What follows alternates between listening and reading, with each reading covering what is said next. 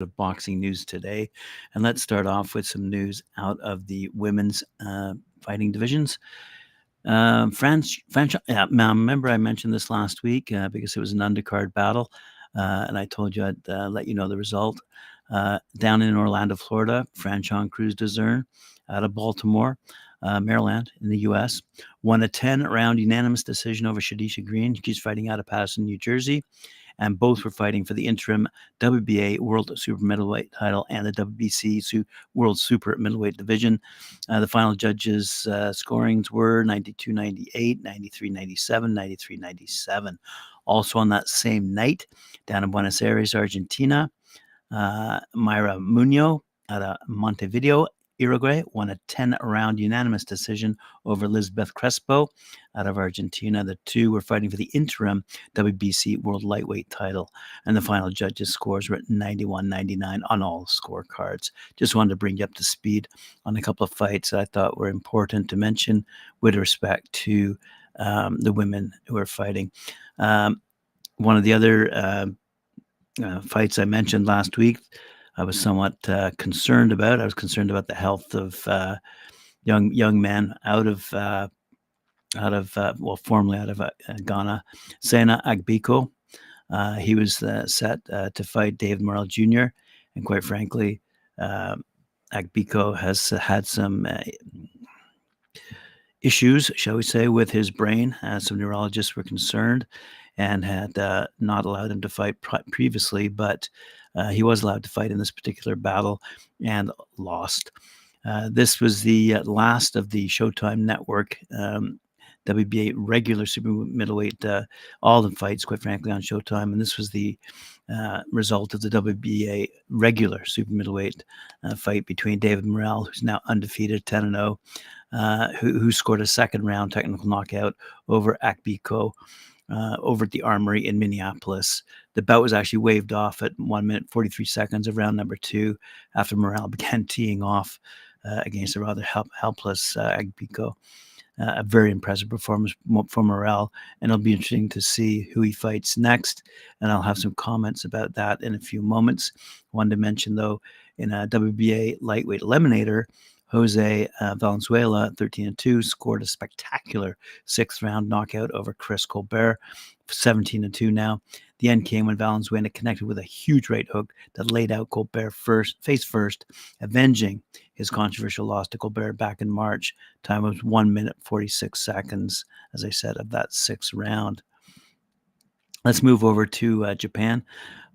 Filipino puncher Jason Vason, 11-1-1-1, no contest, captured the WBO Asia Pacific Junior Flyweight belt as the upset defending champ, Ryuyo Yamanaka, who's now 19-3, with a stunning technical knockout win of 1 minute 14 seconds of the second round. And that was a scheduled 10 round that took place in Kobe, Japan.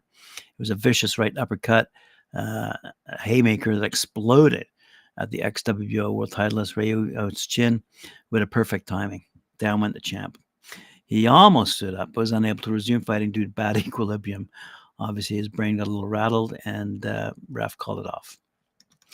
In another battle over in Japan, middleweight champ Riku Kunimoto, 10-1, collected another WBO Asia Pacific belt, the 160-pound belt, when he caught up with compatriot 6'1" Katsushiro Nakata at 1 minute 25 seconds of the ninth round in their scheduled 10-rounder that took place in Osaka, Japan. Also, I want to mention the Bam Rodriguez victory. He absolutely clobbered Sonny Edwards, who was obviously a little bit wobbly and shaken up after that loss. It was a flyweight unification clash, as I mentioned last week, and now WBO champion Jesse Bam Rodriguez, who, by the way, should make mention in those pound-for-pound rankings now. He's 19-0, and he stopped the IBF champ, Sonny Edwards, as I said, who's now 20-1, in round number 9 over at the Desert Diamond Arena in Glendale, Arizona. It was a great fight. Rodriguez steadily broke down and busted up Edwards. Bam finally dropped Edwards at the end of round 9, and the bout was stopped. Wanted to make mention. Elsewhere, you also saw WBA super bantamweight eliminator, former unified champion Mirjan Akhmadaliev. He's 12-1, dealt an 8-round beating to previously unbeaten Kevin Gonzalez, 26-1-1 now. Akhmadaliev dropped Gonzalez twice in round 6 and 2 more times round number 8 to end it at the time of 2 minutes 49 seconds.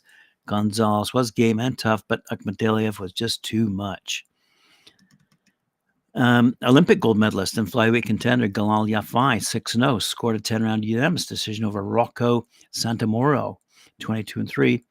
Yafai is mostly in control, but Santamoro got some licks in also. Scores were 99, 91, 98, 93, 97, 93.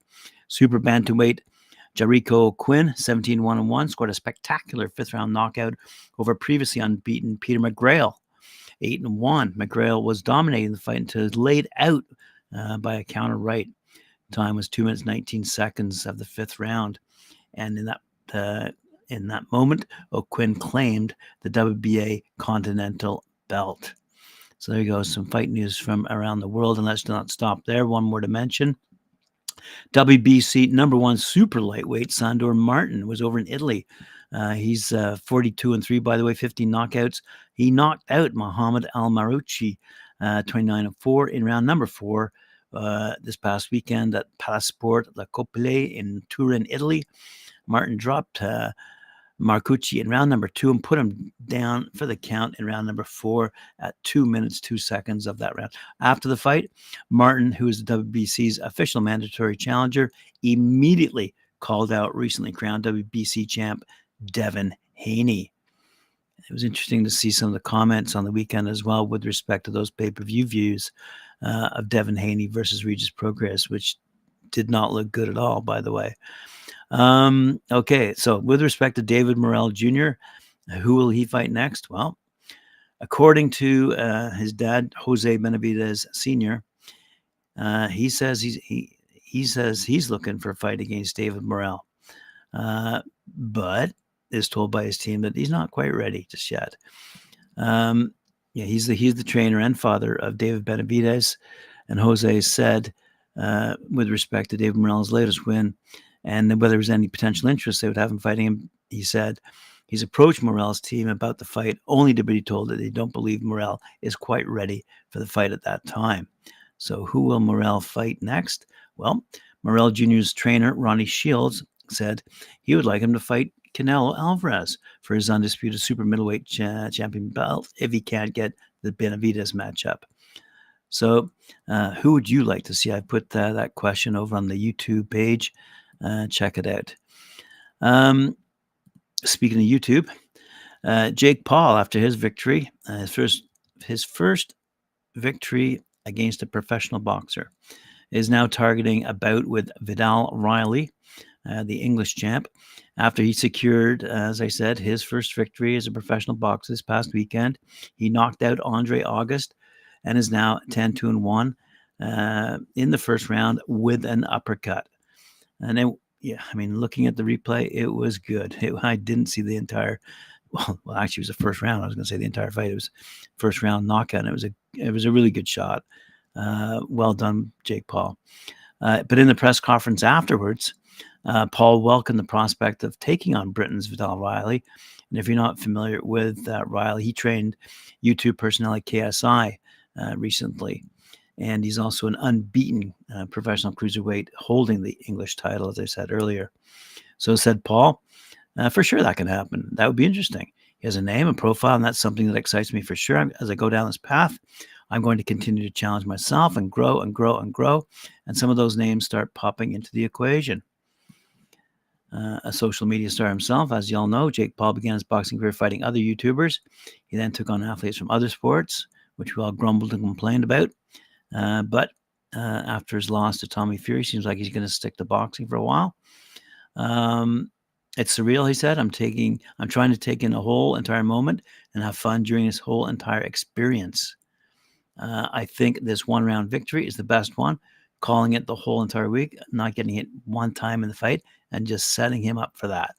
I think self-belief's a weird thing. You set a super high goal for yourself, and you see the vision, but there's ups and there's downs throughout getting there. Sometimes you're discouraged, you fall down, you fall flat in your face. You're like, why am I doing this? Is this all worth it? Is this what I'm supposed to be doing? It's just about believing in yourself. And I don't know if I pictured that good, but I'll be manifesting those knockouts again. Good for Jake Paul. Not so good news for Shadisa Green over the weekend, but let's see where Jake Paul ends up. He's certainly doing well, and that was definitely a darn good hit over Andre August. Let's have a quick look at Dmitry Bivol, because he'll be fighting in this upcoming mega card over in Saudi Arabia. Dmitry Bivol, I'm not going to say he's controversial, but the people who should be fighting him are somewhat controversial. He's set to defend his belt against Britain's Lyndon Arthur on this blockbuster card in Saudi Arabia.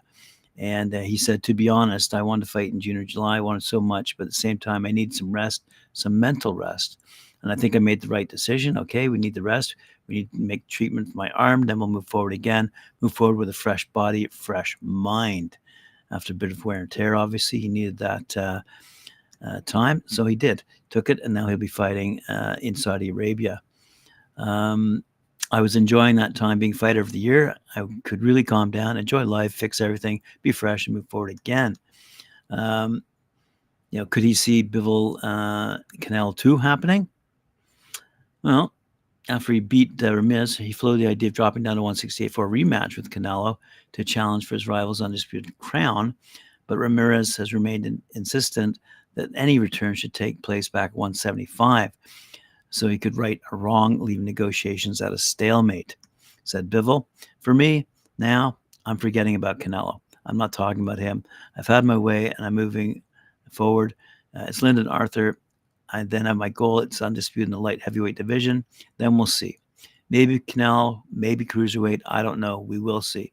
But today, I'm focused on Lyndon, and so he should be. Speaking of focusing, I like to take a look around the world and see what's happening. And I see that Ghanaian boxer Frederick Lawson has his sights set on Virgil Ortiz Jr.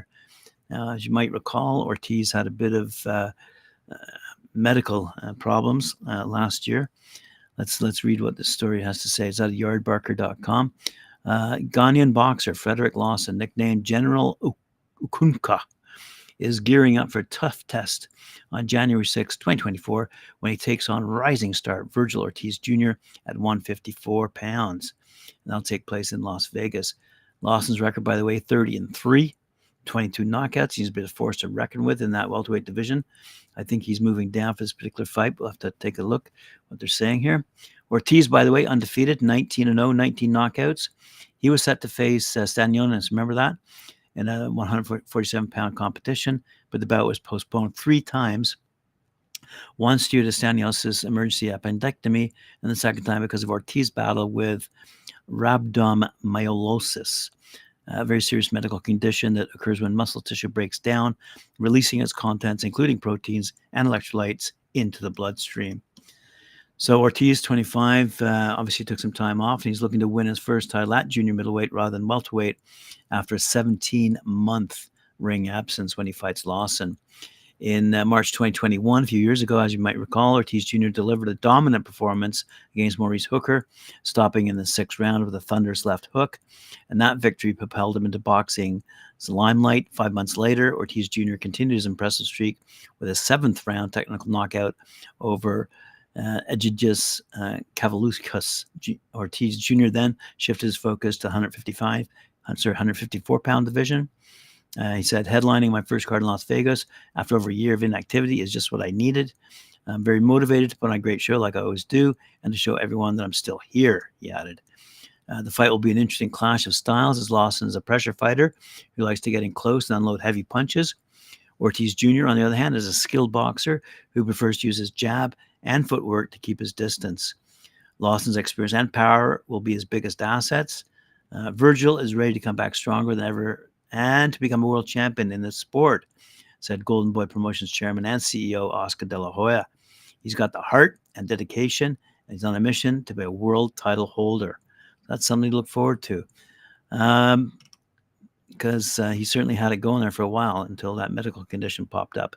Anyway, let's have Bit of a concluding story here with respect to World Boxing, the organization that's looking to take the place of the IBA and put boxing back into the Olympics on a permanent basis through good governance, basically.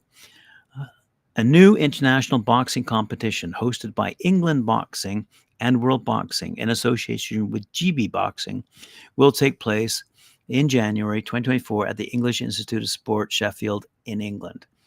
The event, known as the World Boxing Cup GB Open Sheffield 2024, is a new addition to the elite international boxing calendar and will be part of the World Boxing Cup series developed by World Boxing, the new international federation, which has been established to ensure boxing remains at the heart of the Olympic movement. The World Boxing Cup is a new format in which both male and female boxers accrue ranking points over several stages of competition throughout the calendar year, and it culminates in a year-end finals event when the stage winners and other top-ranked boxers compete for the World Boxing Cup trophy, which sounds like a league to me. The World Boxing Cup event in Sheffield will be the first event of 2024 and features 7 men's weight categories and 6 for the women, the same as those that will be used at Paris 2024 Olympic Games. The event will be delivered by England Boxing in association with World Boxing and GB Boxing and is supported by the National Lottery, UK Sport, and Sheffield City Council. World Boxing Secretary General, keeping in mind they just had all their elections, Simon Tolson, explained World Boxing is committed to delivering a calendar of high-quality competition opportunities that are designed in the interest of the boxers, and it's fantastic they will be bringing this event to England as part of the new World Boxing Cup series. The timing of the event is great for all concerned as it leads into the Olympic qualifier in Italy and shows that we are delivering a competition structure that works for the boxers and will benefit the sport.